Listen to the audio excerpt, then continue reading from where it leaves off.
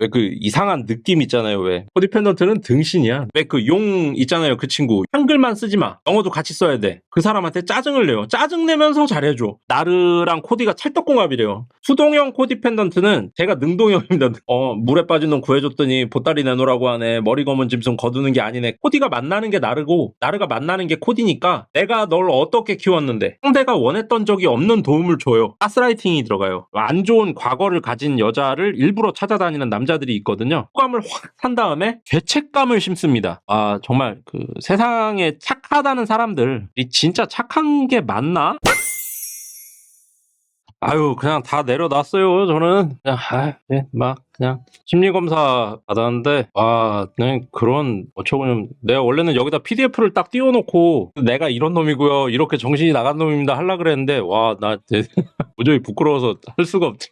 그래서 오늘은 그냥 그 말할 만한 것만 하는 걸로. 또 내가 어떤 놈입니다를 너무 까발리는 것도 그렇게 좋은 건 아닌 것 같아요.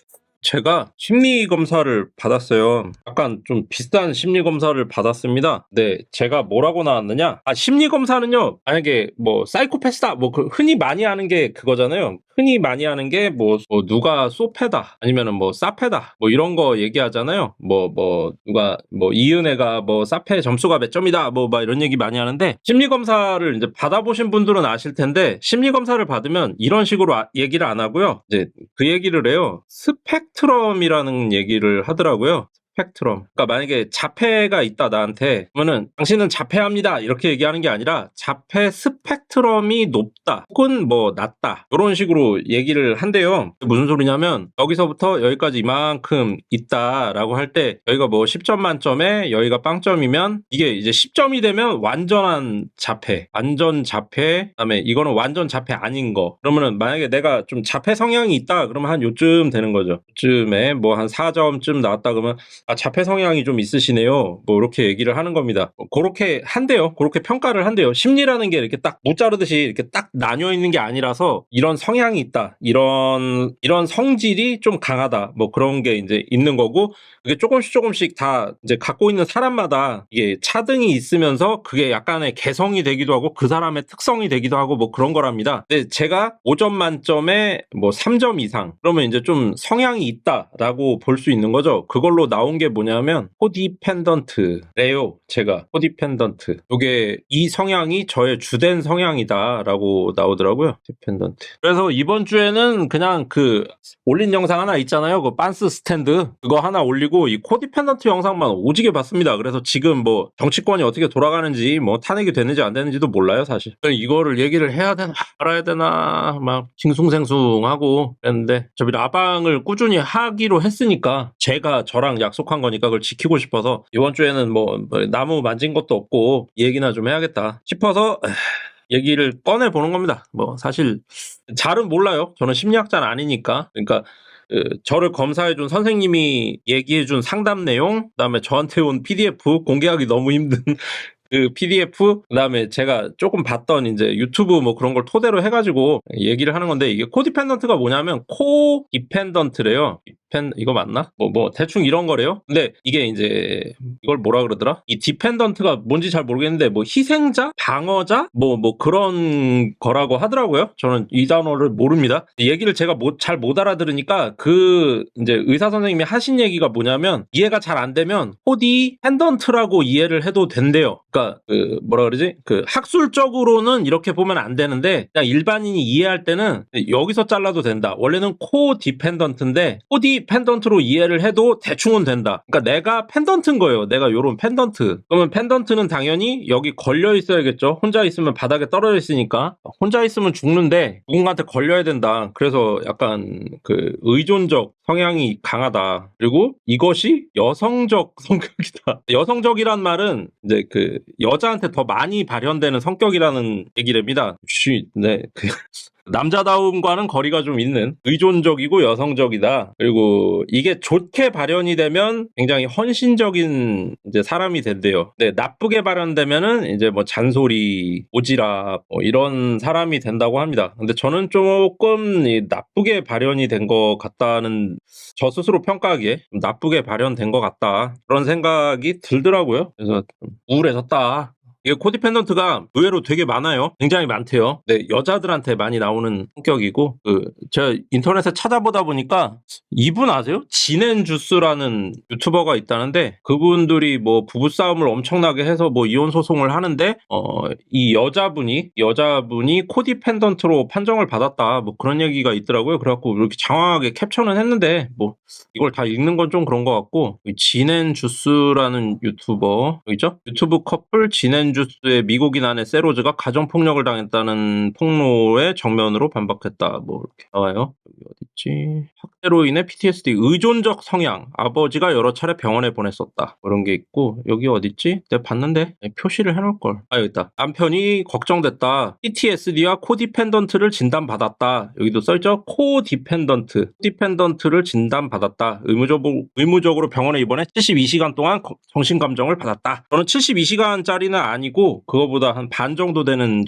심리검사를 받았는데, 참 누구에게나 다 있는 거 아닌가. 이게 누구에게나 다 있을 수는 있는데요. 강도가 다르겠죠. 강도가 강하게 오는 사람, 적게 오는 사람, 그리고 내가 그걸 견뎌낼 수 있는가. 그러니까 내가 견뎌낼 힘이 요거밖에 안 되는데 이만큼이 와버리면 저한테 이제 큰 데미지가 올 것이고, 뭐 한 요만큼이면 어떻게 적당히 이겨낼 수도 있을 것이고, 이 정도면 뭐 아무 일도 없다는 듯이 넘어갈 수도 있을 것이고, 뭐 그런 차이가 있겠죠. 그러니까 이게 뭐라 그럴까, 우리 아버지 세대 80년대, 제가 79년생이니까 제 아버지 세대들한테 이런 얘기 하면요, 그냥 나약하게 무슨 사내 새끼가 그딴 소리 뭐 그런 얘기나 듣고 한 대 쥐어박히고 마는 얘기인데, 제가 진단받은 거랑 이제 같은 얘기라고 하니까 그래갖고 관심 있어가지고 본 거예요. 코디펜던트가 이제 어떻게 되는 거냐면 학대로 시작합니다. 학대인데 방임형 학대가 아니라요, 폭력적 학대로 이제 출발이 된대요. 그러니까 후천적인 이제 정신질환인 거죠. 이게 폭력적인 학대고, 그 학대를 직접 받아도 될 수 있지만 받는 걸 옆에서 지켜봐도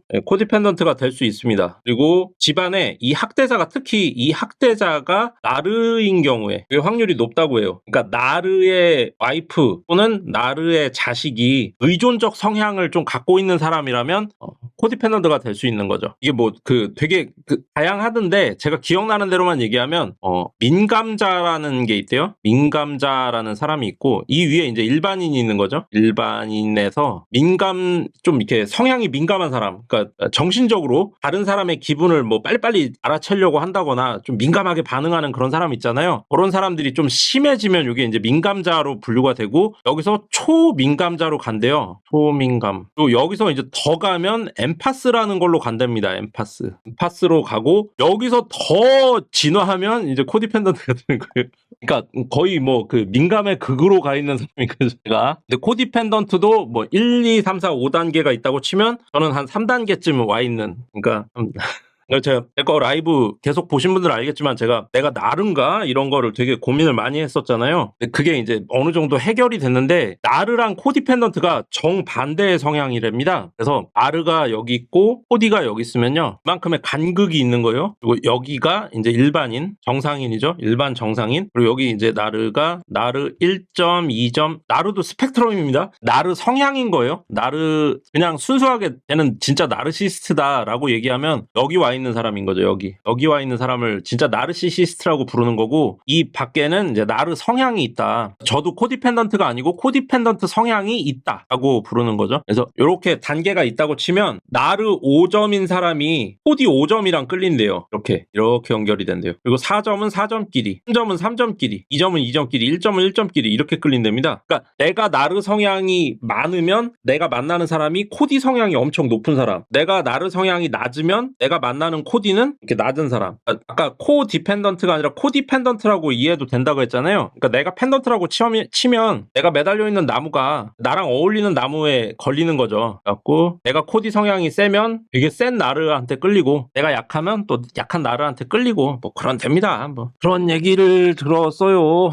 그래서 내가 어쩌다가 여성적 성격인 코디펜던트가 됐을까, 거기에 빠져서. 이게 제가 1, 2, 3, 4, 5 중에 한 2쯤 해당된다 그랬잖아요. 근데 일단 남자는 코디펜던트까지 가는 경우가 굉장히 드물고, 엠파스도 잘 안 된대요. 보통은 이제 코디펜던트의 영역에 잘 안 들어가는데, 여기까지가 있으면 남자로서는 굉장히 세다, 너무 심하게 많이 왔다. 그래서 좀 고민을 많이 했고, 의외로 또 여자들은 엠파스가 되게 많고 코디펜던트도 5까지 가는 경우도 굉장히 많다.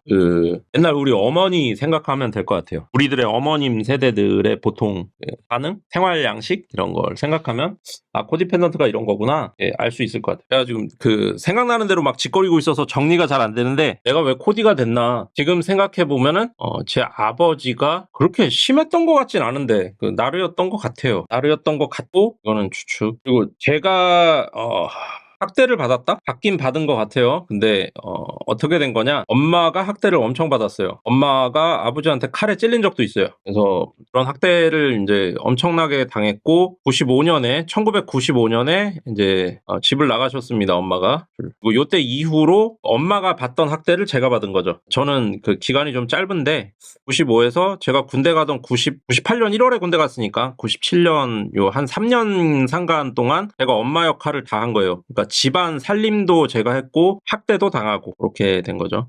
이 기간 동안 이 95년에서 97년 요 사이가 IMF도 터지고 그러면서 나라가 되게 흉흉했잖아요, 그때도. 네, 그 와중에 저는 가정 내에서 제가 이제 이 코디펜던트로 발전되는 주요한 요인을 겪은 것 같다라고 이제 의사 선생님한테 얘기를 했더니만, 의사 선생님도 제 말이 사실이면 그런 것 같다라고 얘기를 하셨고, 코디펜던트는 겉보기에는, 그러니까 초면에 만났을 때는 나르랑 되게 헷갈려 한대요, 사람들이.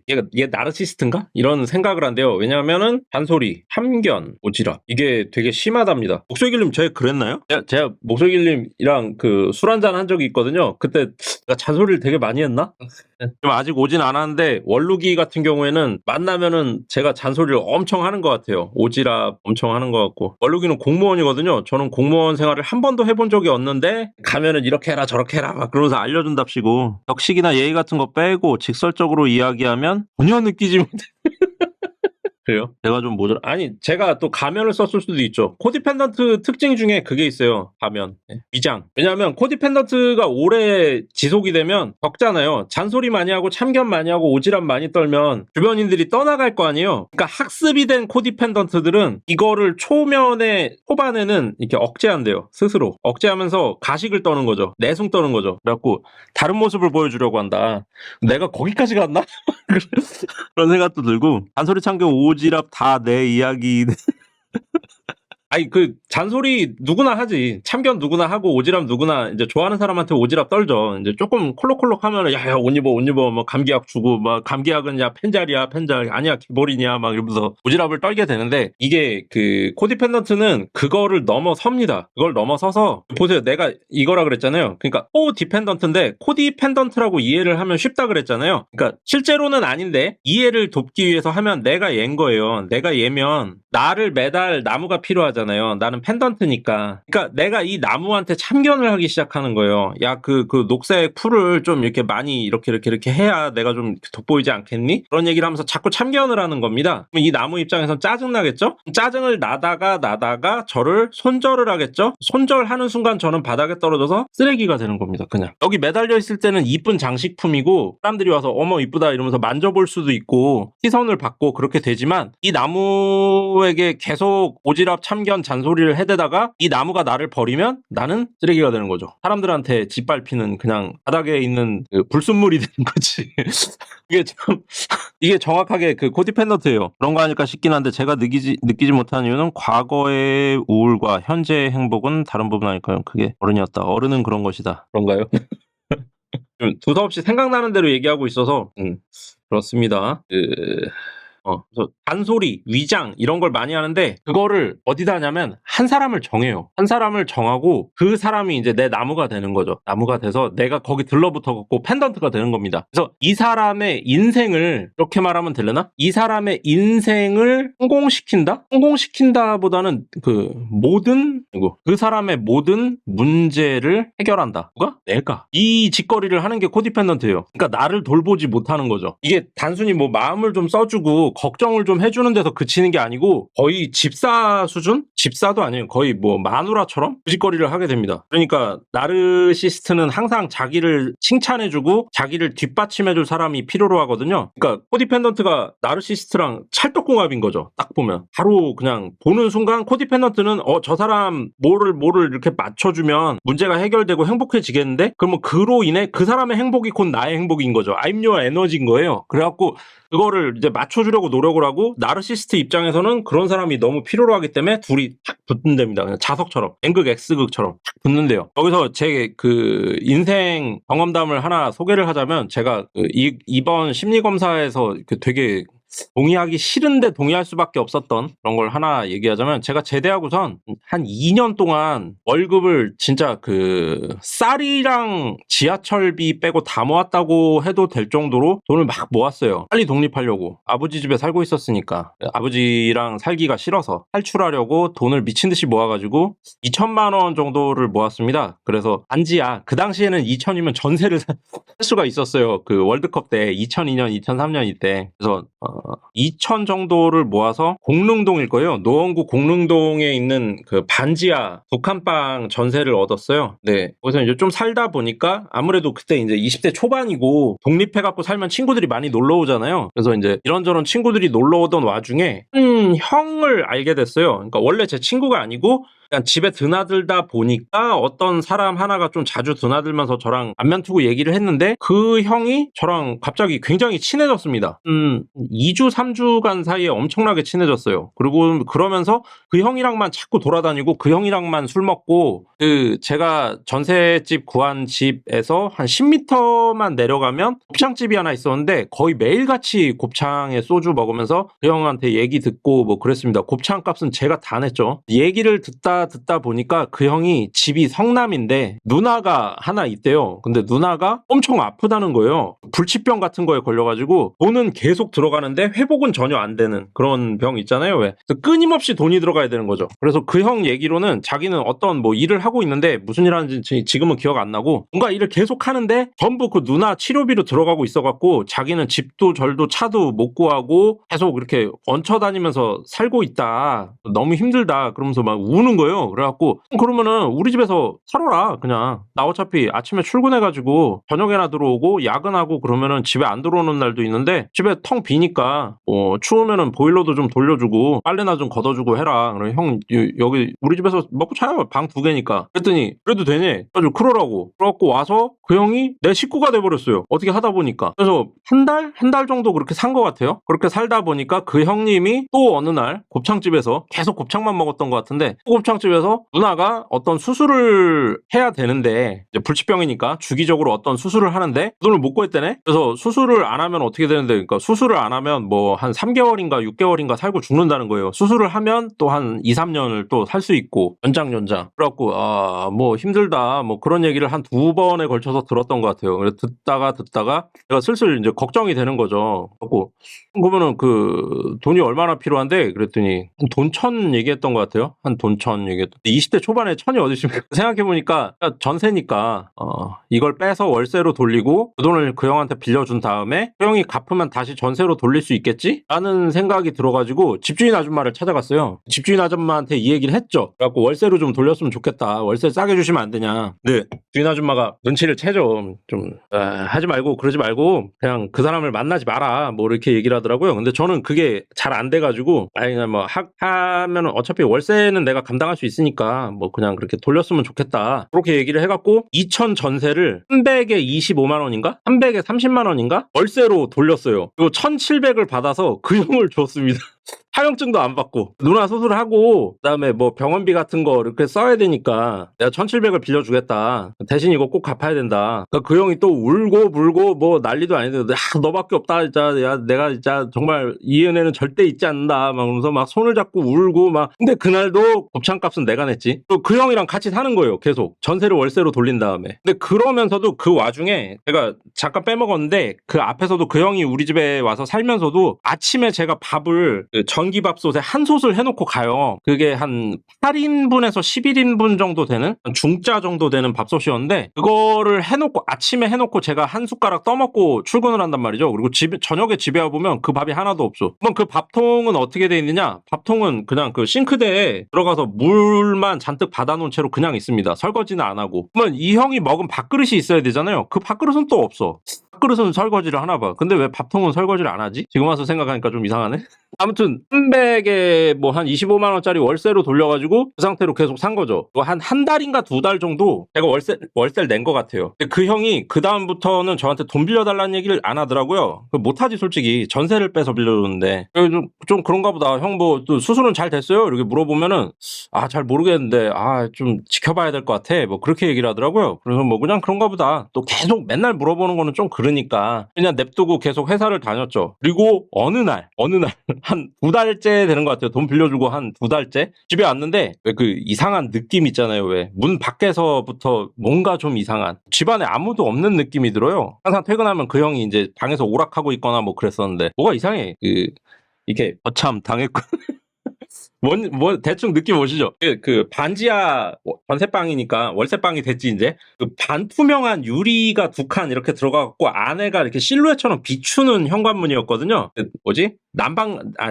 그 단열 같은 건 절대 안 되는 그냥 옛날 그 샤시문 있잖아요. 샤시문. 반투명한 유리 2장 붙어 있는 그런 문으로 돼 있는 집이었는데 이제 열쇠 끼고 이렇게 돌리면 돼요. 근데 그 앞으로 그 반투명한 걸 문을 열면 바로 싱크대가 있고 이쪽에 그러니까 여기다 그림을 그리면 요렇게 집이 있으면 제가 여기서 들어가거든요. 여기서 들어가는데 여기 이제 그 문이 있고 여기가 요렇게 싱크대, 여기가 요렇게 냉장고 뭐 그런 게 있고 좀 안 그렇. 이 뒤로 이게 이제 화장실, 그리고 요렇게 복도 같은 게 조그만 게 있고 요렇게 방 1, 방 2예요. 간단한 그냥 지하실 방이에요.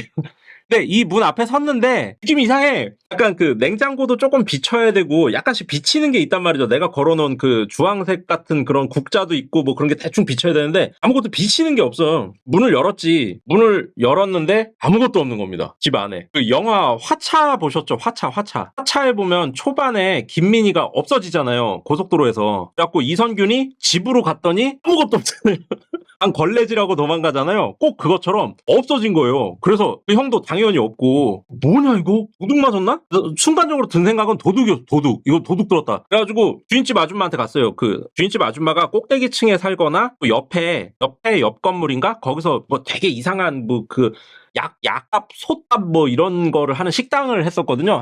하루에 뭐 손님 한 3명 올까 말까 하는 그런 이상한 솥밥집을 하는 아줌마였는데 그 아줌마한테 쫓아가고 저희 집 도둑 든 것 같은데 혹시 뭐 모르시냐고 그랬더니 그 아줌마가 봤네. 아까 낮에 뭐 봉고차 와가지고 잔뜩 실어 가던데 뭐 이사 간 거 아니었냐 총각. 뭔 소리냐 그랬더니 그 형이 가서 짐을 웬 그 용역 아저씨 같은 사람 둘을 데리고 와갖고 짐을 막 실으면서 이사 가기로 했다. 그동안 감사했습니다. 인사하고 저녁에 제가 와가지고 뭐 이렇게 계약 같은 거 얘기하고 그러고서 이제 뭐 잔금 처리 이런 거는 제가 하기로 했으니까 일단 짐을 좀 빨리 빼게 됐다. 그러면서 뭐 그동안 감사했습니다. 이러고선 짐을 싸갖고 이사를 갔다네? 내 짐을 갖고 내 짐을 싸서 이사를 간 거예요? 그 인간이? 그래갖고 저는 그 한순간에 좀 어이가 없죠. 약간 뭐지? 이렇게 되는 거예요.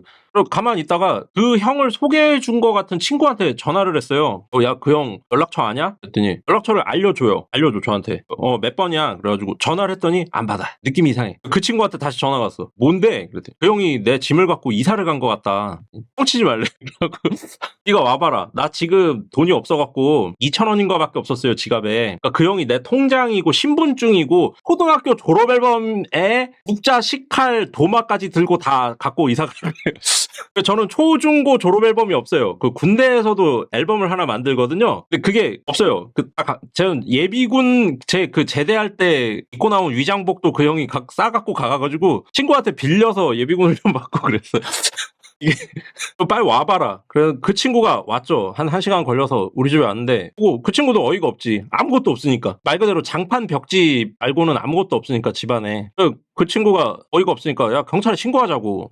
가서 저는 이제 약간 혼이 빠져나가 있는 상태고 그 친구한테 이끌려가지고 파출소로 갔죠. 동네 파출소로 가서 어떤 형이 있는데 형이 내 짐을 싹 갖고 이사를 갔다. 연락이 지금 안 된다. 경찰 아저씨가 좀 잡아줬으면 좋겠다. 그랬더니 그 사람 이름을 아니에요. 이름을 얘기했죠. 그랬더니 전화 전화번호 아냐? 전화번호도 얘기했죠. 또또또또 뭐 그 경찰이 입력해 볼 거 아닙니까? 이름이랑 전화번호가 그다 소유자가. 그래갖고 그 누나가 뭐 어디 있다 그랬다 뭐 그런 얘기를 정보를 다 얘기해 줬어요. 그랬더니 아닌데 없는데 막 이렇게 경찰이 그러더니만 저보고 그 사람이 맞네요. 그러니까 뭐 이게 무슨 소리냐? 이거 참 그 사람 이름을 얘기하기 좀 그런데 그 사람을 만약에 마동석이라고 쳐 나한테 사기를 친 형 이름이 마동석이라고 쳐요. 가서 경찰에 가서 마동석이라는 사람이 내 살림을 갖고 이사를 갔다 했더니 경찰이 또도둑 마동석 쳐보더니 그런 사람이 없는데? 그러면 그 사람이 이 마동석이라는 걸 이렇게 증빙할 수 있는 증거가 있냐 그러더라고요. 나보고 그 사람이 이 마동석이 맞냐라는 거죠. 그때부터 멍해지는 거죠. 내가 그 사람이 이 사람이 맞다라는 신분을 알 수 있는 방법이 없잖아요. 그거 잘 모르겠다 했더니 그러면 고소가 안 된대. 사람이 특정이 돼야 뭘 할 수가 있는 거지 안 된대. 그래갖고 아니 지금 내 짐을 다 갖고 도둑질을 해 갔는데 그때는 이제 옛날 거라 CCTV 이런 게 없었어요 동네에. 그래서 그러면 와가지고 지문 채취해 보시면 되지 않냐. 그러니까 마음은 급해갖고 이제 제가 와서 지문 채취해 보면 그 사람 지문이 나올 텐데 그러면 그 사람 이렇게 조사할 수 있지 않냐 그랬더니 경찰이 지문 채취는 그렇게 하는 게 아니래요. 뭐라 그래 그 내가 그래서 그냥 나왔죠. 그리고 그냥 그렇게 끝났어요. 그냥 제 오지랖의 수준이 그거였던 거죠 그 당시에. 그 이후로는 이제 제가 안 받아도 감당할 수 있는 돈만 빌려주는 쪽입니다. 지금은 그 웬만하면 돈을 안 빌려주려고 하죠. 이 사고를 겪은 뒤로. 그 후로 이 형을 본 적이 없고 이 형을 봤다는 친구도 본 적이 없어요. 그 전에는 엄청 친했거든요. 진짜 그 친구들끼리 그런 거 있잖아요. 20대 초반 때 오늘 뭐 용민이 생일이야. 그래갖고 다 모이기로 했어. 그럼 애들끼리 그냥 호프집에서 모여갖고 그냥 소주 먹는 거잖아요. 축하해 이렇게 하고 생일빵 한두 대 때린 다음에 그냥 술 먹는 거지. 근데 이 형은 올 때 꼭 케이크를 사왔거든요. 깨끗한 그 동네 베이커리에서 파는 케이크. 애들이 오 막 이러고 막 촛불 켜갖고 그 생일 축하합니다. 그 노래는 또 민망해갖고 박수만 막 치고 그냥 대충 먹고 이랬는데 이 형이 좀 그런 게 좀 있었다. 되게 챙겨주는 것 같은 사람들을. 그래서 제대하고 2년 동안 모아놓은 피 같은 전세금을 한 방에 톡 털어먹은 기억이 있죠. 오지랖 때문에. 요 정도. 그 사람의 문제를 해결해 줘야 되는 거예요. 근데 이거를 그때부터 제가 이 코디펜던트 성향이 있었던 것 같아요. 그런 분류 인간은 죽을 때까지 안 모르겠어. 그 이후로 본 적이 없어가지고. 제 성향이 그러든 제 성향을 얘기하는 겁니다. 그 인간 나쁘다는 얘기가 되죠. 근데 제 성향을 얘기해 드린 거예요. 제가 겪은 경험담을 기반으로. 병나서 못 살 것 같습니다. 그때 그 회사가 또 마침 그러니까 내가 1,700을 날린 거잖아요. 한 방에 한 두세 달 사이에 1,700을 날린 거죠. 20대 초반이 그리고 월세로 돌렸잖아요. 월마다 돈이 나가야 돼요. 근데 그거를 하고 한 달인가 두 달인가 있다가 회사가 망했어. 회사가 없어져 버렸어요. 그때 기억나실 거예요. 그 월드컵 2002년 월드컵 때 2002 월드컵 때 전 국민은 신났는데 일부 카드 대란이라는 일이 일어났습니다. 카드 대란. 사람들이 카드 돌려막고 막 정신이 없어가지고 이때 회사들이 막 넘어갔어요. 그리고 카드 대란 터지자마자 IT 버블이라 그래갖고 IT 버블. 그래갖고 그 중소기업 코스닥 기업들 막 다 자빠지는 그 난리가 난 거예요. 근데 제가 다니던 회사가 게임 회사였어요. 게임을 유통하는 회사. 망했지. 그럼 만세. 그래갖고 방구석에서 잡코리아로 이력서만 쓰다가 보증금에서 월세 까먹고 집주인 아줌마가 찾아와갖고 문 두들기면 불 꺼놓고 없는 척하고 어떻게 월세를 드릴 방법이 없으니까 직업이 없으니까 또 숨어있고 그러다가 이게 도저히 안 되겠다. 이건 진짜 아닌 것 같다. 그래갖고 집주인 아줌마 찾아가갖고 죄송하게 됐는데 회사가 망해갖고 직업이 안 구해져서 어쩔 도리가 없어갖고 저 그냥 본가로 들어가야 될 것 같습니다. 죄송합니다. 이러고선 다음 이제 제가 보증금이 그때 남아있는 보증금이 65만 원인가? 남아있었거든요. 이거를 이제 바로 못 달라겠는 거예요. 제가 월세를 낸 적이 없으니까 몇 달 동안. 그래서 아줌마한테 갑자기 이사 가는 거기도 하고 월세를 빼는 거기도 하고 그래서 다음 세입자 구하시면 그때 보증금 넣어주시면 감사드리겠습니다라고 얘기했더니 주인 아줌마가 그 자리에서 주시더라고요. 그 자리에서. 그래서 이 돈을 받아서 도로 집으로 들어갔죠. 본가로. 이게 참 목소리 길리면 저랑 얘기 그때 하시면서 참 이런저런 얘기 했었잖아요. 제 인생이 얼마나 이렇게 뒤죽박죽인지. 근데 저의 코디펜던트 성향이 제대하자마자 또 저를 한바탕 이렇게 꼬아버렸던 얘기죠. 참. 저는 그 인간, 다칭 마동석, 왜 마동석을 끌고 왔는지 모르겠는데, 마동석님 정말 죄송하고요. 갑자기 마동석을 끌고 왔는데, 미량 제 되게 좋아하는 영화죠. 이게 제가 겪은 가장 충격적인 사기 사건이자 약간 저를 설명할 수 있는 것 같아요. 제 성향을. 그러니까 이 사람은 분명히 나르 같아요. 나르랑 소시오패스가 섞여 있는 사람 같아요. 네, 그 사람한테 쩍 달라붙은 거죠, 제가. 이때는 아마 제 코디펜던트 성향이 더 높았던 것 같아요. 이제 조금씩 낮아진 것 같죠. 코디펜던트들이 입에 달고 사는 말이 뭐냐면 어리, 검은, 짐승은 거두는 게 아니다. 이 말을 입에 달고 산대요. 코디펜던트들이. 왜냐하면 다 퍼준 다음에 뒤통수 맞으니까. 근데 그 사람 입장에서는 또 이해가 되는 게 내가 원하지도 않았는데 자꾸 와갖고 잔소리하고 오지랖 떨고 이거 해라 저거 해라 시키고 그러면서 또 뭘 사줘 자꾸. 그러니까 받긴 받지. 그러니까 나한테 이익을 주니까 만나긴 하는데 이 잔소리가 점점 심해지니까 짜증은 나는 거예요. 그러다가 듣다 짜증나면은 에라이씨 너 안 봐. 이렇게 돼버리는 거죠. 그러면 나는 펜던트로서 최선의 역할을 다 했는데 갑자기 끈이 뚝 떨어지는 거죠. 그럼 나는 이 나무한테 다 퍼줬는데 나를 갑자기 잘러? 그러면 나는 그동안 나를 위해 쌓은 게 아무것도 없이 그 사람한테만 최선을 다했는데 그 사람과 관계가 끊어져 버리면 나는 바보 되는 거죠. 그냥 길거리에 밟히는 그냥 쓰레기 덩어리 하나가 되는 거예요. 그러니까 이런 말을 맨날 하게 되는 거죠. 어리검은 짐승 거두는 게 아니다. 저도 이 얘기를 엄청나게 입에 달고 살았던 놈이에요. 저도 방금 전에 얘기했던 거는 그 케이스는 정말 내어한 케이스고 그거 말고도 수도 없이 많습니다. 수도 없이. 제가 그 일을 겪고 나서 아버지 집에 들어가서 몇 년 살다가 또 한 3년을 버틴 것 같아요. 그러면서 대학교도 다니다가 때려치고 또 이 회사 저 회사 다니고 횟집도 다니고 막 그러면서 돈을 조금씩 모아가지고 그다음에 신림동에 원룸을 하나 얻었어요. 이때는 진짜 도저히 가격이 안 나가갖고 이때 원룸이 얼마였지? 1000에 40이었나? 뭐 요런 원룸을 하나 얻었어요. 원룸을 얻었는데 코디썰 2번 신림동에 원룸을 얻었어요. 하나에 40 정도 주고 이때는 이제 실명을 밝히면 좀 그렇고 이제 JM이라는 친구가 갑자기 엄마랑 싸웠대요. 이 친구 아버지가 이제 저랑 고등학교 동창인데 고등학교 때 이제 아버지가 돌아가셨거든요. 집이 굉장히 잘 살았었는데 아버지가 이제 가죽 공장을 하던 친구였어요. 근데 그 아버지가 돌아가시면서 아버지 친동생이 가죽 공장을 먹어버린 거라. 그래갖고 아세가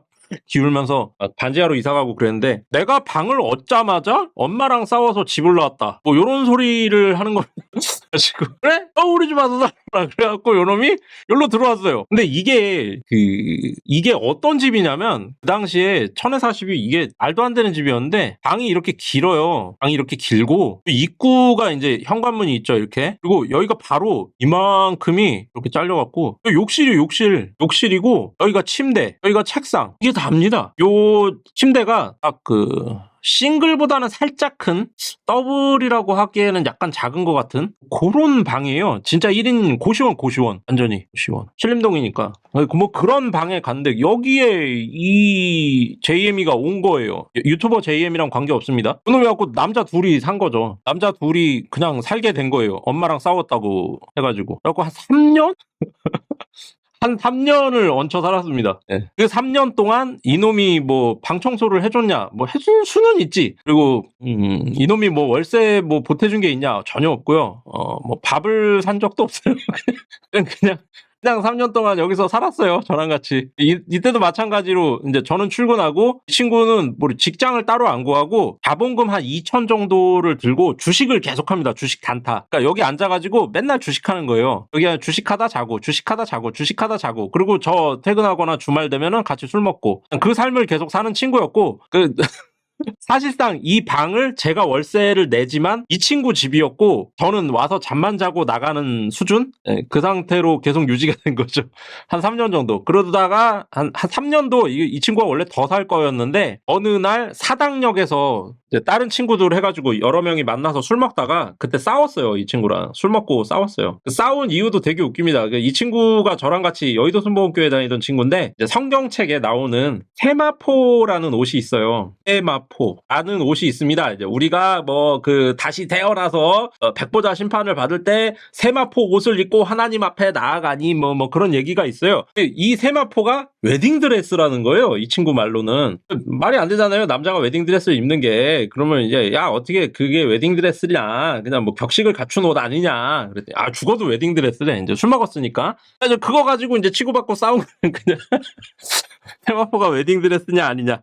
그냥 그걸로 싸웠습니다. 싸우고 나니까 요놈이 내 집에 들어가서 자기가 좀 민망했나 봐요. 그냥 없어져 버리더라고요. 지네 집에 가버리더라고요. 엄마랑 화해했겠지? 그리고 그냥 이 친구는 그냥 없어졌으면 제 인생에서 없어졌어요. 그냥 삭제됐어. 뭐 이런 그 어이가 없는 일을 한번 또 겪었죠.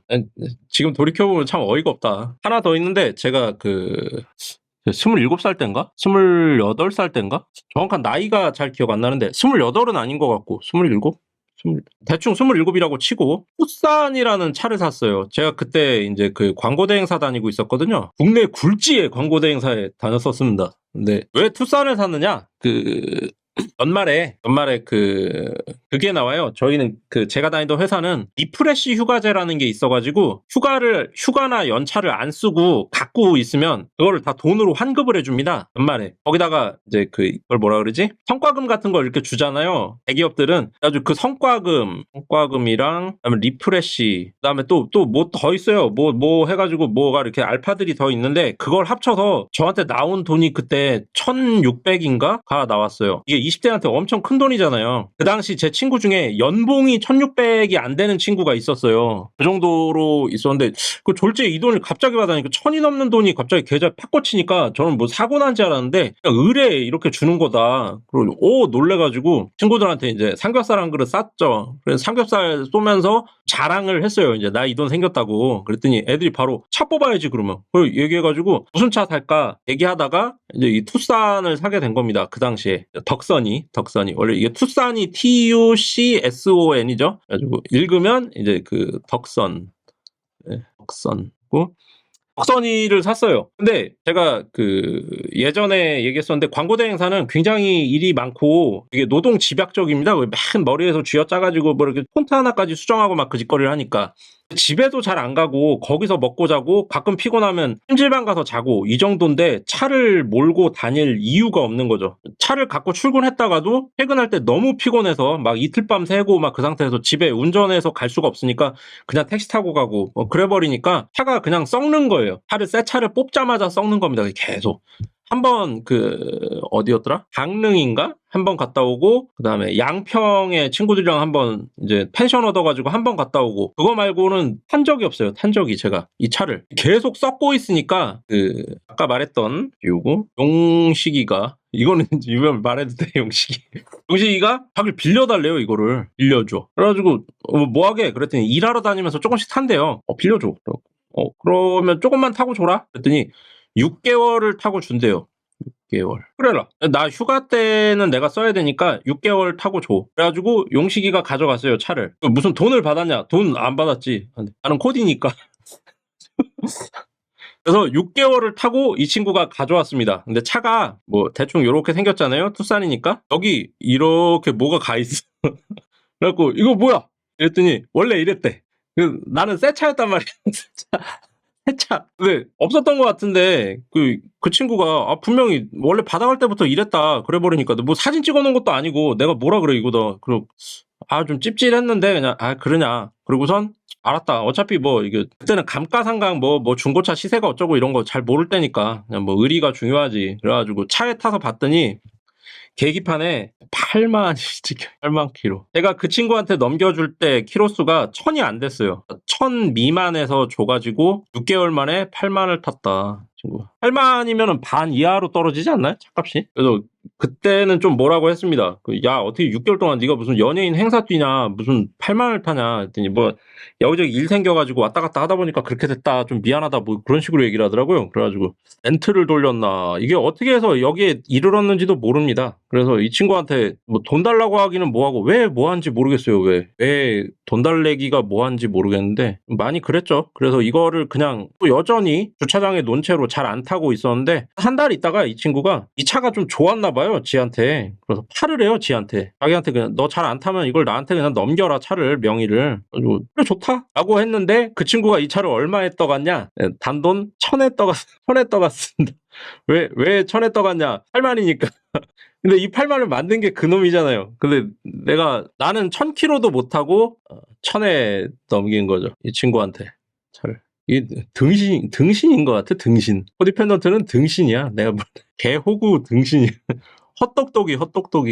네, 감가를 만들고 지가 사갔어. 아, 그때 그것까지 했어요. 그 연문에 이렇게 갔다 그랬잖아요. 나이키가 하나 갔다 그랬잖아요. 그것도 또 펴야 된다고 10만원 빼갔습니다. 그놈이 또. 깎았어. 10만원. 네, 제가 그런 사람인 것 같아요. 코디 펜던트. 근데 이게 아까 그 얘기 했었잖아요. 나르랑 헷갈린다. 왜냐면 나르가 맨날 그 얘기 하거든요. 사람들한테. 이거 하지 마. 이거 해. 이거 하지 마. 이거 해. 왜 그 용 있잖아요. 그 친구. 용. 이 친구도 맨날 그러잖아요. 한글만 쓰지 마. 영어도 같이 써야 돼. 한글만 쓰지 마. 한자도 같이 써야 돼. 뭐 이런 소리 하잖아요. 근데 이게 얼핏 사람들이 보면 요 나르랑 비슷한 소리를 하는 거죠. 야, 그거 손을 그렇게 씻으면 안 돼. 손 씻을 때는 이렇게 틈새를 막 이렇게 넣어서 씻어야 돼. 목공할 때 손톱을 바짝 깎아야 돼. 이게 하면서 뒤집어진단 말이야. 그러면서 말이 세세한 얘기를, 잔소리를 계속합니다. 제 영상도 보면 사실 뭐 알지도 못하면서 이거 하면 사고 납니다. 이거 하면 다칩니다. 매 이거 나블라블라. 이게 코디가 만든 영상이라 그렇게 나오는 것 같아요. 아, 정말 진짜 소득이 괜찮은 직업을 가지셔서 다행입니다. 소득 저 안 괜찮아요. 그러니까 평균 연봉 이상은 법니다, 회사에서. 근데 유튜브는 지금 원래 올 초에는 소득이 괜찮았는데 지금 현재는 2달에 1회 출금하고 있어요. 1회 출금. 그러니까 한 달에 100불을 못 벌고 있는 거죠. 한 달에 100불이 벌려야 출금이 되거든요. 그러니까 10만 원도 못 벌. 소득이 괜찮진 않아.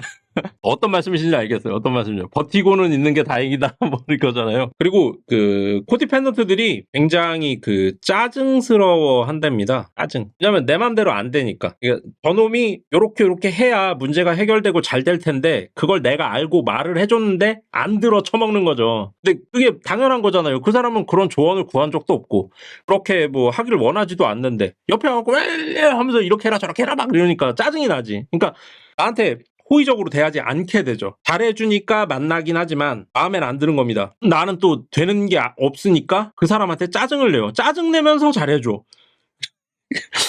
이게 코디예요. 이게 코디. 그러니까 코디가 능동형이 있고요. 수동형이 있는데 수동형은 짜증을 잘 안 내요. 그냥 참아요. 지가 꼭 참습니다. 근데 이 능동형은 짜증을 내요. 왜냐하면 이게 그거랑 똑같다고 보시면 돼요. 상대를 뭘로 보냐면 물에 빠진 사람으로 보는 겁니다. 상대를. 씻는 걸 말씀하시니까 갑자기 생각나는데 얼마 전에 제가 뭔 다이어트 한다는 영상에 댓글을 달았었는데 제가 쓴 내용 중에 한 4일 굶을 때 세수하면 얼굴에 윤곽이 만져진다라는 내용을 적었더니 누가 세수는 손을 씻는 거고 세안이 맞습니다라고 댓글 달길래 저도 띄어쓰기 잘못했다고 지적했는데 갑자기 인정 못한다면서 뭐라도 그냥 또 내가 먹이를 줬구나. 그러던 찰나 온 세상 사람들이 그 사람한테 친구 없겠다고 악플을. 세수하면 대충 그냥 얼굴 씻는 거지. 그걸 또 뭐 새 아니고 세수고 그런 사람들이 있어요. 인터넷에서라도 그 댓글에서라도 이겨야만 하는, 세상 이길 데가 없는 사람들인 거지. 그거라도 이겨야 되는 사람들이 있어. 이게, 그러니까 거기서 그 세수네, 세안이네, 뜻 갖고 막 그 난리를, 지랄 연병을 하는 거지. 저는 그렇게밖에 생각이 안 돼. 하나 갖고 막 이렇게 하는 사람들이 있어요. 내가 알기 위해서, 내가 내 지식 교양 이런 걸 높이기 위해서 치밀하게 파들어가는 건 되게 좋다고 생각하는데, 남을 지적하면서 그걸 치밀하게 파들어가는 거는 그냥 특히 인터넷 댓글 이런 걸로 그렇게 막 파들어가는 거는 심심해서 그런 거예요. 심심해서. 전국민 1일 5댓글 제한 걸어야 합니다. 아, 진짜. 적당히 그런 것도 필요한 것 같긴 해. 이게 다시 얘기하면 아까 이렇게 코디가 1, 2, 3, 4, 5 뭐 이렇게 있다 그랬잖아요. 근데 이 점수랑 상관없이, 이거랑 관계없이 능동형과 수동형이 있어요. 그래서 코디는 상대를, 그러니까 모든 사람을 그렇게 보는 건 아니에요. 세상 모든 사람을 다 내가 구원해야 된다, 뭐 마더 테레사 같이 그런 게 아니고, 내가 그냥 한 명을 정해요. 근데 내가 무슨 포켓몬 고르듯이 너로 정했다 이게 아니고 그냥 끌려 붙어요. 그래서 나르한테 이렇게 착 붙는데요. 나르랑 코디가 찰떡궁합이래요. 그래서 보통은 나르한테 끌려가는데 주위에 나르가 없으면 또 그런 비슷한 쪽으로 가서 붙는 거죠, 제가. 근데 코디는 상대를 그 상대 세상 사람들이 아니라 그 상대를 뭘로 보냐? 물에 빠진 사람으로 보는 겁니다. 빨리 구해줘야지. 근데 수동형은 이 물에 빠진 사람을 어떻게 바라보냐면은 이거 댓글이 왜 이래 이거. 이거 보니까 댓글이 한쪽으로 넘어가 있네. 또 왜 이래. 수동형 같은 경우에는 이 상대가 물에 빠졌는데 어떡하지?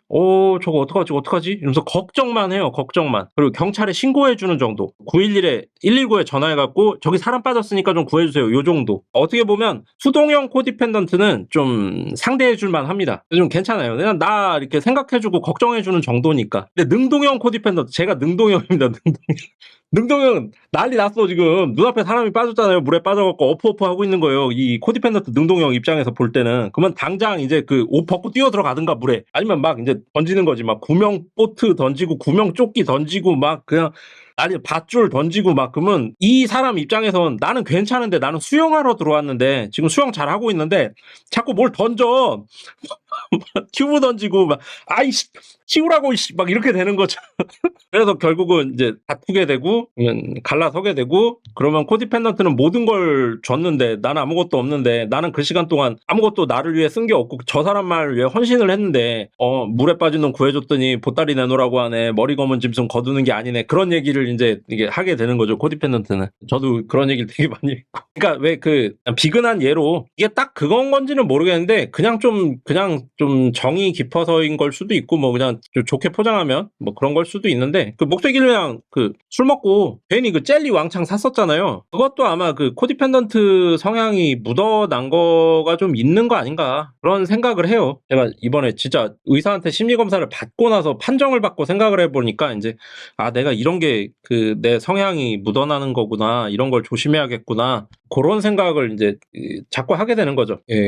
썼던 것 같고, 그래서 아마 내가 나중에라도 목수의길님의 딸내미를 보게 되면 야야 차 조심해라 막 이러면서 또 거의 시어머니 뺨치는 잔소리를 하게 되지 않을까. 제가 흑닭이라는 흑자헬스 유튜버 흑자헬스님이 파는 냉동 볶음밥 있어요. 그거를 이제 한열빵꾸님 어서 오십시오. 아이스크림 케이크는 목수의길님이랑은 좀 그게 있어요. 솔직히 다 나눠드리면 좋지. 구독자님들 다 나눠드리면 좋은데 목소리님 딸이 좀 눈에 밟혀요. 저는 애가 없잖아요. 나 이 나이 먹고 애가 없다 보니까 애기들이 이뻐요. 그래갖고 좀 애기들이 우리의 희망 아닙니까? 좀 맛있는 거 사주고 싶고 그렇습니다. 그래서 딸내미 먹으라고 하나 사준 거죠. 흑닭에서 이제 이런 비닐봉지에 이렇게 해가지고 왜 이렇게 냉동밥 들어있는 거 있잖아요. 렌즈에 데워 먹는 거. 그거는 이제 가끔 세일을 합니다. 이 아저씨가 잘 안 팔리다고. 세일을 하는데 제가 애 끼니를 이걸로 때우진 않으니까 보통 24개 팩을 사면 한 2달을 먹어요. 2달 정도. 그리고 흑닭이 희한하게 한 2달에 한 번씩 세일을 합니다. 저는 24개 팩을 사면 되거든요, 사실. 근데 요거를 저는 48팩을 사요. 일부러 48개 팩을 사고 거기서 한 20개를 일부러 소불고기를 삽니다. 소불고기 단백질 볶음밥이죠. 소불고기 볶음밥을 사요. 그럼 이걸 왜 사냐? 이거를 원룩이 줍니다. 가끔 이제 제가 스패너 잘 안 드리잖아요. 어떻게 주는지를 몰라요. 제가 OBS 프로그램으로 해갖고 이렇게 관리를 하고 있어가지고 스패너를 어떻게 줘야 되는지를 잘 모릅니다. 그래갖고 못 드리는 건데, 원래는 목소리길님 뭐 이런 분들 자주 오는 분들, 목소리길님이 또 이미 드렸네. 자주 오는 분들, 한여름밤의 꿈님 같은 경우에는 스패너 드리는 게 당연한데 어떻게 줄지 몰라. 자주 오는 스패너 중에 이제 월룩이라고 있잖아요. 시모 월룩. 고놈한테 이거를 주는 거죠. 저요. 그러니까 지금 저의 코디펜던트의 저의 나무는 지금 월룩인 거죠. 생각해 보니까 이거를 알고 한 게 아니었는데 월룩이한테 계속 하고 있습니다. 안 가져가면 전화해가지고 뭐 요즘 잘 지내냐? 야 시간 날 때 와서 볶음밥 가져가. 볶음밥 많이 있어. 예 형님 알았어요. 그리고 안 와. 그러면 이 새끼 왜 안 오지? 뭔 일 있나? 전화하고. 이거 전담도 얼마 전에 하나 친구 줬고요. 공황장애로 좀 힘들다 그래가지고 도움 좀 되라 이런 식으로 주고. 이게 제가 사람이 좋아서가 아니라 이 이상한 짓거리를 합니다. 제가 저한테 굉장히 강력한 힘이 있네요. 어떤 힘이요? 언론 통제가 가능하면 네, 언론 통제 웬만하면 하지 마셔. 이 보는 사람도 없는데 그나마 잘라버리면 큰일 나. 그나마 잘라버리면 큰일 나니까 그 가끔은 와가지고 뭐 내 귀에 도청 장치가 있다느니 뭐 윤석열이 어짜고 저짜고 이재명이 어짜고 저짜고 뭐 그런 양반만 다시 치시면 되고, 예, 이렇게 너무 권력을 남용하시면 안 돼요. 문제는 그 스패너를 권력을 남용하셔도 내가 스패너를 어떻게 띄는지 몰라. 스패너를 못 떼. 절대 권력, 절대 권력. 회수가 안 되는 권력을 나눠드렸다. 그래서 참 애매하다. 저는 지금 코디펜던트 성향이 얼룩이한테 부리고 있는 것 같아서 그거를 좀 낮추려고 합니다. 낮추려고. 오죽 피곤하겠어요. 그게 한두 번이면 고마운데 한 달, 두 달, 1년, 2년 매 따라다니면서 이렇게 살아야 된다, 저렇게 살아야 된다. 엄마도 아닌데 할아버지도 아닌데 좀 아닌 것 같다는 생각이 들어가지고 제가 나르시시즘이 만약에 1에서 100점 만점이라고 봤을 때 한 10점 정도 있대요. 나르 성향이 있는 거죠. 약간 있는 거죠. 그러니까 나르가 아예 0점인 사람은 없다고 합니다. 나르가 이제 조금씩은 있는데 약간 있는 편. 그리고 코디펜던트가 약 한 3단 정도? 최종이 5단이고 최고가 5단인데 제가 한 3단 정도. 중증입니다. 중증 남자한테는 되게 드문 성향이고요. 코디펜던트 성향이 있고 그다음에 또 골 때린 게 이제 이네이블러라는 게 있어요. 이네이블러 성향이 또 있습니다.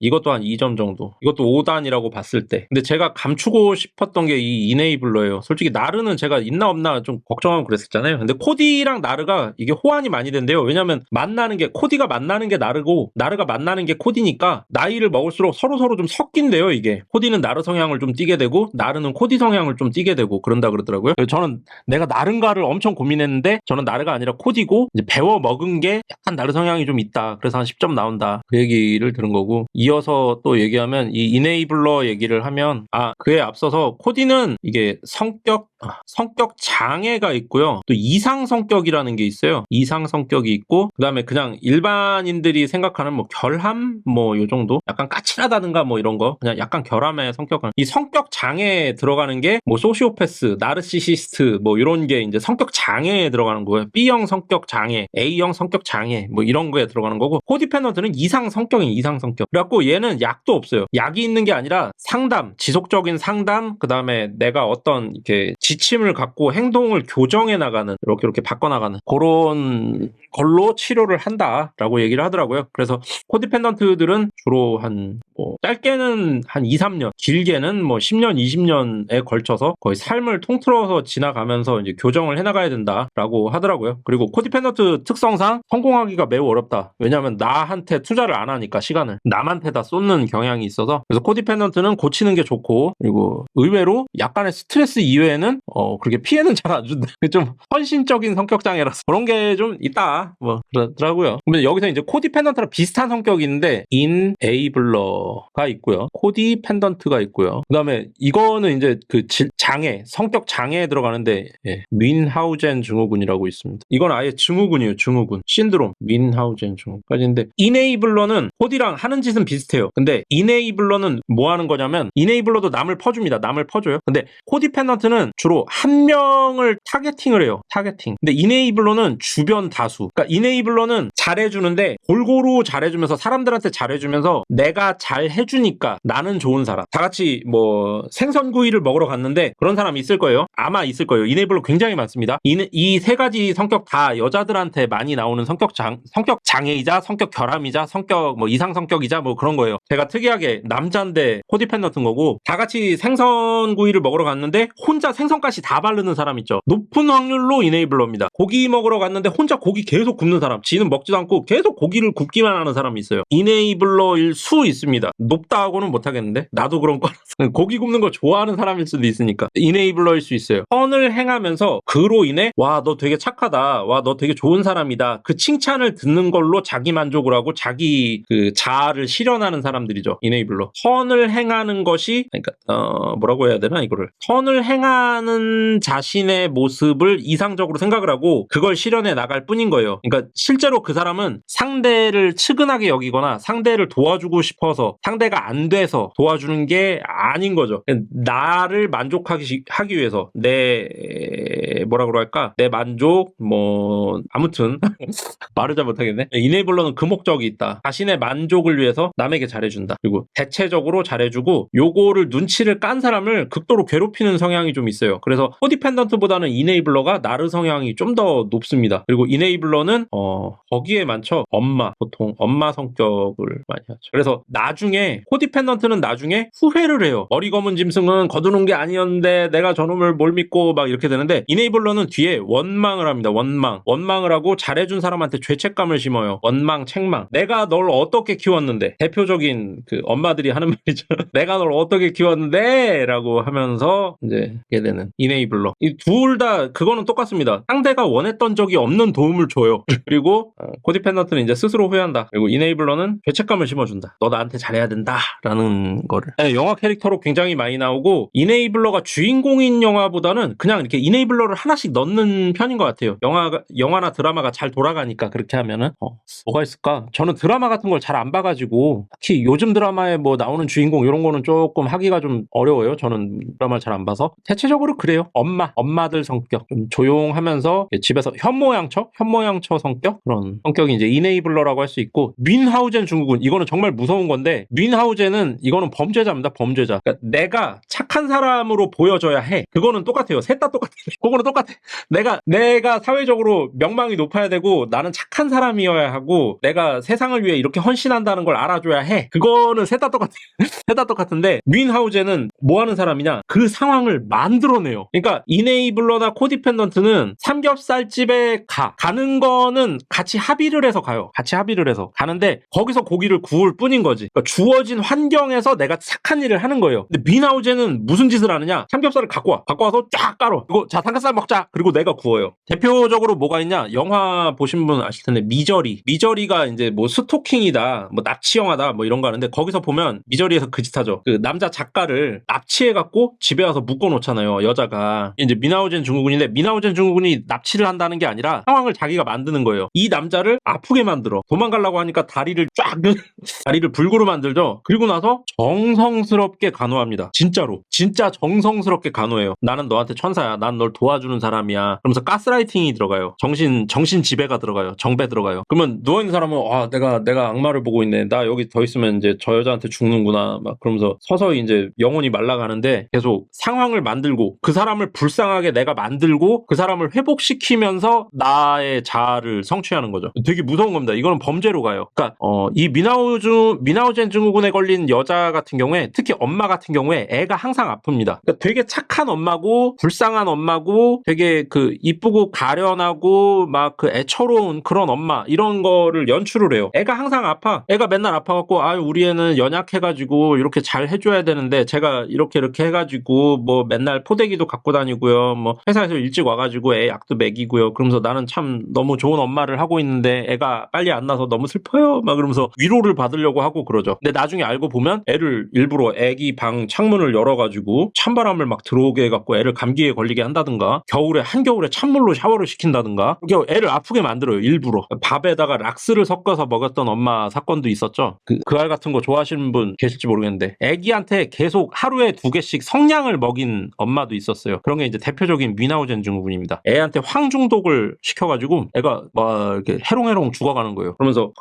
우리 딸 살아야 되는데 이러면서 막 잘해주는 거죠. 당하는 사람은 너무너무 끔찍한 그런 이제 이게 범죄로 들어가는 겁니다. 이 뮌하우젠 증후군은. 이거는 도망가셔야 돼요. 뮌하우젠 증후군은. 최근번 영화 그녀가 죽었다 아닌가요? 신혜선 나오는 거? 여기 빌런 여자가 고양이를 다치게 한 후 SNS에는 구조하고 케어하는, 그거 맞는 것 같은데, 그녀가 죽었다. 신혜선 나오는 거 맞죠? 네, 그게 이제 뮌하우젠 증후군이에요. 그게. 그러니까 대상은 사람일 수도 있고 동물일 수도 있고, 옛날에 갑수목장인가? 그거 있었잖아요. 유기견을 구했다 막 그러면서 걔를 사다가 이렇게 일부러 자기가 유기견을 만드는 거지. 막 엉망진창으로 만들어 놓고 내가 구출했다. 그래서 이렇게 이쁘게 해줬다. 이게 대표적인 뮌하우젠 증후군입니다. 정확하게 보셨네, 고보님이. 이 뮌하우젠 증후군으로 가면은 이거는 도망가셔야 돼. 이쪽으로 가면은. 근데 주변 사람들이 못 알아봐요. 이게 그 문제가 커요. 이 뮌하우젠은 또 그것도 있습니다. 남자한테도 뮌하우젠 증후군이 발현되는 경우가 있다고 해요. 대표적인 게 이제 그 장애가 있는 여성, 특히 신체적 장애를 가진 여성한테 이게 이렇게 끌리는 남자들이 있어요. 다리를 못 쓴다거나 뭐 팔이 하나 없다거나 뭐 심한 화상 자국 같은 게 있는 여성한테 유난히 좀 이렇게 끌려서 뭐 나랑 사귀십시다 뭐 이런 거 그런 생각을 갖게 되는 경우. 그리고 또 이거는 뮤나우젠까지 연결할 수 있을지 모르겠는데 그냥 제 생각에는 술집 여자를 혹은 뭐 이렇게 좀 안 좋은 과거를 가진 여자를 일부러 찾아다니는 남자들이 있거든요. 그런 여자와의 로맨스를 꿈꾸는 남자들이 있어요. 그런 경우에 약간 뮤나우젠 증후군의 초기 증상이랑 비슷하다고 제가 개인적으로 그렇게 생각을 합니다. 그래서 약간 안 좋다. 뮤나우젠 증후군만큼은 피해야겠다. 그리고 요 세 개는 왔다 갔다 하지 않습니다. 그러니까 제가 뮤나우젠 증후군이 되진 않아요. 그러니까 저를 이렇게 뭐 무서워하실 필요는 없어요. 다만 이네이블러 성향은 조금 띌 수 있죠. 비슷한 면이 좀 있으니까. 근데 이 뮤나우젠 증후군과는 많이 다르다. 왜 같이 얘기하느냐? 이게 볼 때 헷갈리니까. 왜냐면 어떤 특정 대상에게 굉장히 좀 심할 정도로 잘해준다라는 게 주변인으로서 볼 때 헷갈리거든요. 그래서 이번에 이런 코디펜던트 판정 받고 코디펜던트에 대해서 공부까지는 아니고 그냥 좀 이렇게 알아보고 뭐 이러면서 와 정말 세상에 착하다는 사람들이 진짜 착한 게 맞나? 뭐 이런 생각이 좀 들었어요. 착하다는 게 뭐지? 뭐 이런 철학적인 질문도 좀 생기고 저는 나름 선하게 살려고 노력했다 정도까지는 자부를 했었는데 그게 내가 본질적으로 선해서가 아니라 내가 베푼 선이 내 정신병 때문에 했던 짓거리였다. 뭐 이렇게 치부하면은 참 쓸쓸한 기분이 들죠. 좀 그렇더라고요. 크리스마스 앞두고 참 떨떠름했습니다. 이런 얘기를 왜 하고 자빠졌냐? 뭐 좋은 얘기라고 이렇게 당황하게 나 정신병이에요 이런 얘기를 이렇게 하고 있느냐? 나쁜 이슈도 좋은 이슈도 중립기어. 저는 중립기어는 잘 못 봤죠. 저는 얘기하다가 저 혼자 이제 약간 편협되고 막 그런 생각을 막 얘기하게 되는 경향이 있는데 제가 뭐 잘났다고 이런 얘기를 이렇게 자꾸 하고 있냐면은 요것 때문에 그런 것 같아요. 이제 적당한 이미지를 못 구해가지고 제가 보다 보니까 달빛 부부라고 영화 리뷰하는 채널이 있는데 제가 되게 이 배우를 좋아하거든요. 백투더퓨처 나왔던 마티로 나왔던 배우인데 지금 파킨슨병으로 엄청 고생하고 있잖아요. 이 사람이 했던 말이 유명한 말이 모든 문제는 인정하고 나서야 비로소 극복 가능하다라는 말이 되게 와닿았어요. 이 사람이 파킨슨병을 숨기면서 연기 생활을 계속 유지하려고 노력을 되게 많이 했었는데 파킨슨이 막 이렇게 손을 떨게 되잖아요. 초기에 일부러 뭐 전화기를 들고 있는다거나 뭐 펜을 이렇게 들고 막 이러면서 연기를 하는 거죠. 그러면 이렇게 애드립 치는구나. 손을 떠는 게 아니고 손을 이러고 있는 게 아니고 일부러 이렇게 설명하듯이 이러면서 이렇게 퉁치고 넘어가고 했었는데 오히려 자기가 파킨슨 병인 거를 세상에 알리고 나서 오히려 병도 호전이 되고 좋아졌다 뭐 이렇게 얘기를 하더라고요. 저도 그런 성향이 있다는 거를 미리 다 밝히고 알리고 하는 게 낫지 않을까 그런 생각이 들었습니다. 그래서 얘기를 해보는 거죠. 혹시나 나도 코디펜던트 아니야? 뭐 이런 생각 드시면은 요런 거 여기까지 요런 거를 하나 이렇게 보시면은 좋을 것 같아요. 요 영상 따뜻한 문장 책 읽어드림 이런 거 조회수 많지 않아요? 저는 희한하게 좀 조회수가 많지 않은 영상들을 위주로 보게 되더라고요. 자꾸 작은 채널들을 많이 찾아다니는 편입니다. 의외로 되게 많더라고요. 코디펜던트가 우리나라에 굉장히 많습니다. 굉장히 많고 주로 여성 성향인데 남자들도 좀 있기는 있대요. 아주 드물진 않고 오늘 컨텐츠 준비 좀 해오니까 이 미저리는 코디펜던트가 아닙니다. 뮤나우젠 증후군이에요. 이거는 나르시시스트와 뮤나우젠 증후군이 합쳐지면 미저리가 되는 거죠. 스토킹의 끝판왕이 되는 거고. 그래서 저는 왔다 갔다 차비까지 다 합치면은 한 50 쓴 것 같은데 심리검사를 좀 깊이 있는 심리검사를 받아봤더니 이런 게 낫다. 헛돈 쓴 것 같진 않아요. 헛돈 쓴 것 같진 않고 좀 알아서 다행이다 이런 생각도 들고 모두가 자기 심리검사를 해볼 필요는 없는데 나한테 어떤 문제가 계속해서 같은 문제가 자꾸 발현이 된다. 사람이 바뀌어도 비슷한 문제가 발현이 된다라고 하면은 왜 사람들이 답답하면은 이렇게 사주팔자 보고 그러잖아요. 그런 돈 아껴서 한번 심리검사를 받아보는 것도 좋지 않을까 뭐 그런 생각이 들었습니다. 그리고 이렇게 인정하고 사과할 거 사과하고 그리고 앞으로 나아가야 되지 않을까 그런 생각이 좀 들었습니다. 그런 얘기 하는 거죠. 그래서 오늘도 나는 정신병자였다. 정신병 채널이 되나? 이러다가 보면 이게 있어요. 주변에 본인들은 아니시겠지만 뭐 고고님도 그렇고 목소리기님도 그렇고 나르는 아니겠죠. 하지만 나르를 만날 거잖아요. 나르, 소페, 이네이블러 이 사람들을 만날 확률이 굉장히 높습니다. 특히 나르랑 소페는 거의 뭐 살면서 한 10명 이상 만난다고 보시면 돼요, 그냥. 검사를 통해 뭘 얻을까 궁금해요. 삶과 행동 변화를 줘야 한다든지, 그냥, 내가 이런 단점이 있구나. 이건 내 장점이구나. 옛날에 내가 이런 후회할 짓이 있었는데, 그게 나로 인한 거구나. 아니구나. 저놈으로 인한 거구나. 이런 걸 판단해 볼 수 있는 거죠. 그걸 통해서, 내가 앞으로는 요런 걸 좀 덜 해야겠다. 요런 걸 좀 더 해야겠다. 그런 거를 알 수 있다고 생각을 해요. 그래서 도움이 된다고 생각을 합니다. 그러니까 왜 그거 있잖아요. 소크라테스가 했던 유명한 말. 알라, 니 꼬라지를. 그 소크라테스 형의 저는 진짜 명언이라고 생각하는데, 이게 아직까지도 지금 이제 내년이면 이제 내가 6이야 7이야 소위 내일 모레 50이란 말을 할 수 있는 나이가 됐는데도 아직도 저 자신을 잘 모르는 것 같아요. 그런 공부 아닌 공부, 가벼운 공부, 뭐 그런 걸 하는 거죠. 내가 누구지? 이런 궁금증. 이거는 한 20대 중반부터 지금까지 근 20년 동안 품고 있는 질문이고 아직 완벽하게 해소가 안 됐어요. 그러니까 저는 저 자신조차 제대로 모르는 놈일 뿐이에요. 근데 아무튼 살다 보면 본인이 나르거나 쏘패거나 이네이블러일 확률은 꽤나 낮습니다. 왜냐하면 병식이 없어요. 이거 된다고 해도 알지 못해요. 내가 그런 사람이라는 걸. 의심조차 안 한답니다. 보통. 나 나르 같은데? 이런 생각이 들면 나르가 아니고, 나 소패인가봐 라면은 소패일 수 있어요. 소패는 약간 병식이 있어요. 이네이블러도 나는 내가 착한 거지, 내가 착해서 그런 거지, 니들이 나빠서 그런 거지 라고 해서 병식이 없습니다. 이네이블러도. 근데 나르, 소패, 이네이블러를 만날 수 있잖아요. 만나면 도망가야 돼요. 이 사람들을 변화시킬 수 없어요. 그리고 이 사람들은 무조건 나에게 피해를 주거든요. 지금 당장은 잘해주지만 뒤에 가서 꼭 피해를 줍니다. 그래서 구분을 해내야 되고 이 사람들을 걸러내야 돼요. 내가 사장이면 이 사람들을 뽑지 말아야겠죠. 이 사람 뽑아놓으면 인원수가 아주 많은 뭐 중견기업 이상이면 상관이 없지만 뭐 3명, 4명이 같이 일하는 요 정도 사이즈의 영세기업 정도 된다. 망할 수도 있어요. 사람 하나 잘못 뽑으면. 편의점도 매덕 들여서 차렸다가 알바 하나 잘못 구해서 망하고 그러잖아요. 사람 하나하나가 소중한 그런 소규모에서는 이 셋을 걸러야 됩니다. 그래서 거르는 법이 또 알아두면 좋겠죠. 또 유용한 정보 하나쯤 있으면 좋지 않습니까? 나르를 얘기하자면 나르는 초반에 돈을 잘 씁니다. 네, 제가 코디라 그랬잖아요. 코디도 돈을 잘 써요. 왜냐? 그 사람을 구해야 되니까. 그러니까 코디와 나르의 차이가 뭐냐? 코디는 계속 돈을 씁니다.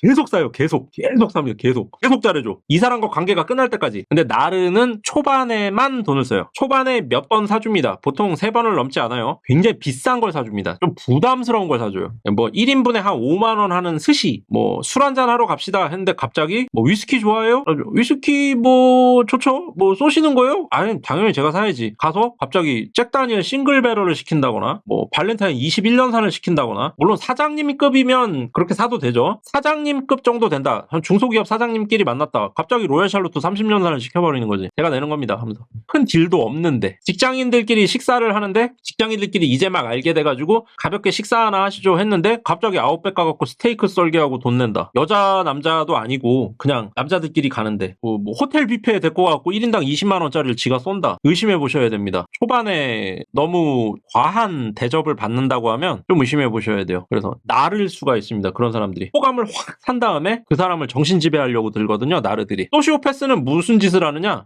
다 같이 삼겹살에 소주 한잔 합시다 하고 가는데 갑자기 꼼장어가 낫지 않아? 이럴 때는 좀 이럴 때는 꼼장어가 좋은데 하면서 꼼장어로 막 끌고 가요. 네, 그런 사람은 의외로 좀 있죠. 오늘은 꼼장어가 좀 땡기는데 그러면서 꼼장어 집으로 끌고 갑니다. 그리고 다들 좀 뭐 그럽시다 하는 사람도 있고 좀 나 꼼장어 못 먹는데 이런 사람도 있고 하지만 참고 가죠. 가가지고 앉아서 대충 먹고 좀 분위기가 무르익었네 싶은데 보면은 얘는 화장실 간다 그러고 나가갖고 어디 갔어. 집에 갔어. 돈 안 내고 도망갑니다. 지 먹고 싶은 꼼장어 먹고 도망갔어.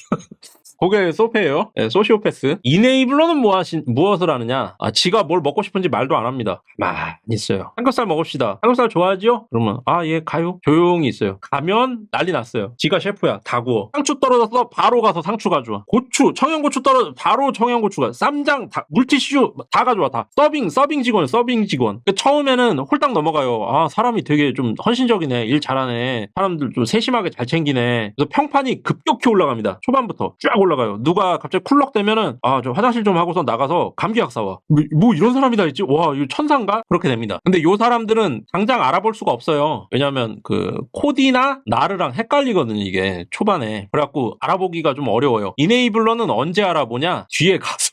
이 사람은 바로 걸러낼 방법이 없어요. 내가 널 어떻게 키웠는데. 그리고 죄책감. 갑자기 불편해합니다. 나한테 되게 잘해주는 뭐 형이나 뭐 나한테 잘해주는 상사 만나면은 그냥 라면 먹으면 되는데 꼭 김밥 한 줄을 더 시켜준다거나 뭔가 이게 좀 조금씩 더 챙겨주는 것 같은 이런 고마운 선배가 있다고 쳐요. 근데 갑자기 그 선배가 뭐가 좀 안 좋은 일이 생겼어요. 회사에서 뭔가 책임져야 되는 뭐 심할서를 한 장 써야 되는. 근데 갑자기 나한테 뭐라 그러는 거죠. 야, 내가 이렇게 힘든데 네가 옆에서 좀 내 편 좀 들어주면 되지 않아? 뭐 어떻게 그냥 가만히 있을 수가 있어? 이런 식으로 원망을 한다거나 아니면 뭐 사무실에 휴지통이 좀 많이 찼다. 갑자기 나한테 야, 내가 네한테 라면을 몇 번을 샀는데 네가 저런 거 한 번쯤은 비워줄 수도 있는 거 아니야? 그러면서 그냥 이렇게 휴지통 한 번만 비워줄래? 나 좀 바쁜데? 뭐 이런 식으로 부탁을 하는 게 아니고 죄책감을 심습니다. 이네이블러 종특이 종특. 죄책감을 심어요. 그러니까 내가 이만큼 베풀었는데 너는 나한테 보은이 전혀 없네. 넌 나쁜 놈이네. 라는 죄책감을 심습니다. 그래서 이네이블러는 그런 죄책감을 심으려고 할 때 알아보실 수 있고 알아봤으면 저 사람 이네이블러네? 라는 판단이 들었으면 도망가죠. 못 고칩니다. 예. 튀어라. 그래서 이 나르 소페 이네이블러는 꼭 판단하고 도망가실 필요가 있다고 하더라고요. 근데 이 이네이블러가 제일 어려운 것 같아요. 왜냐하면 일단 내가 받은 게 고마운데 배신하는 느낌이 들고 이 특유의 그 죄책감이 들거든요. 이 사람을 끊어낼 때. 그래서 많이 힘든 것 같다. 그리고 또 저도 이렇게 이네이블러 저도 제가 코디펜던트라고 해가지고 코디펜던트만 무지하게 파다 보니까 이네이블러 소페 나르에 대해서는 이제 옛날에 범죄 심리학 공부 조금 이제 나름대로 할 때 그냥 그 알이나 보고 그러면서 공부한 거라서 깊지가 않아가지고 알려드린다는 게 한계가 있고 뭐 그렇습니다. 근데 아무튼 중요한 것은 만나면 도망가야 한다. 고칠 수 없고 친해질 수 없고 회복이 불가하기 때문에 도망가셔라 라는 정도만 얘기를 드릴 수 있을 것 같아요. 그렇게 해서 벌써 2시간을 했네. 장비만 오님 오셨는데 할 얘기 다 했네. 이제 또 무슨 얘기하지?